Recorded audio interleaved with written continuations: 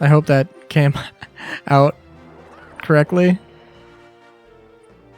But yeah, or I hope that the last episode ended properly. That would suck. Maybe I'll push cadence back in the audio. I usually don't do any audio editing like that, but sometimes it's necessary. Also, oh man, I feel bad. Sometimes I have... Okay, so I've gotten to the mindset of if my fan is on, I will do the noise reduction in Audacity, because I think the one time I listened to it, like when I didn't have a fan, it just was my voice and it didn't really sound like there was any background static, but I think there actually was background static because my mixer, like if I hit my table, like that actually affected how the audio is coming through my headphones.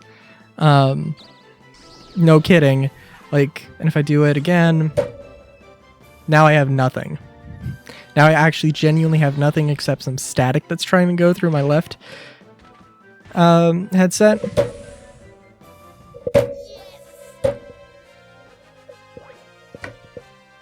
And then I just tapped it.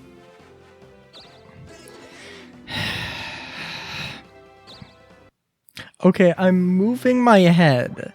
I'm just pivoting my head on my neck, and music is cutting in and out.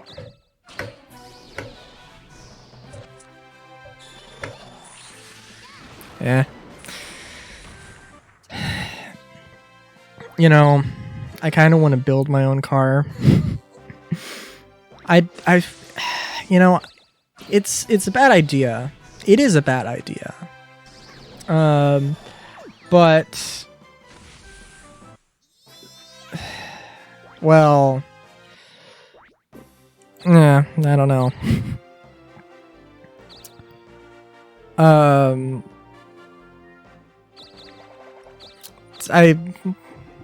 It would be an old car. It would be an older car that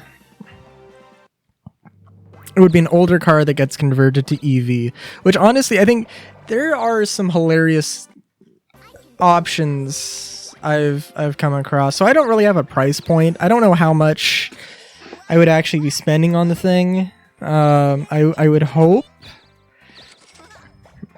that the conversion that when all is said and done, it doesn't come out to more than like 15 grand, I would say, but that's kind of a oof. I don't know. That's a solid maybe on that. And I haven't really necessarily calculated everything out, because certainly, like, if you don't know what you're starting with, it's not going to necessarily be that good. And I'm more speculative. More speculative as of right now.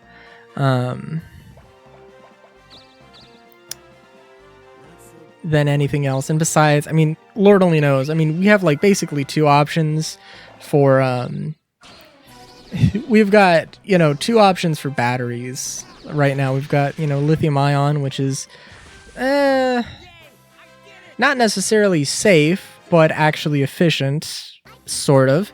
And then we've got lithium iron phosphate, which is definitely safe, but not as efficient. And,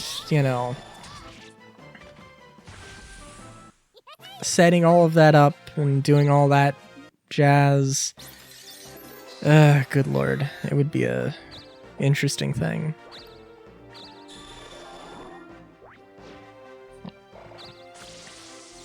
But, like, so I'm looking at, like, because, I don't care. Well, because, there's,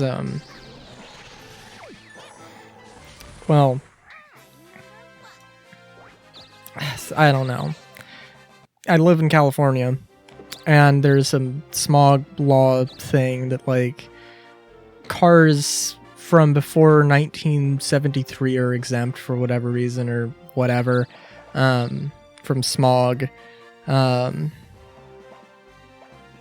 But, when I was, like, initially interested in cars, which I'm really not interested in cars that much anymore at all, besides the fact that I need one in America. What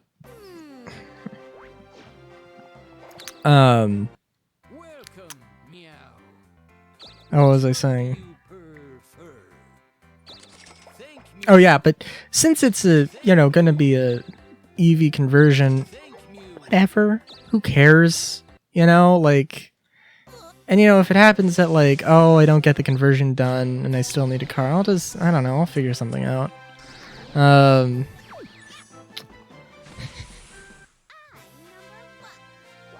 Made it this far without one anyway, so I don't know, there's something, I don't know, it probably isn't that hard to figure out actually. But as much as and it's also a funny thing of like, I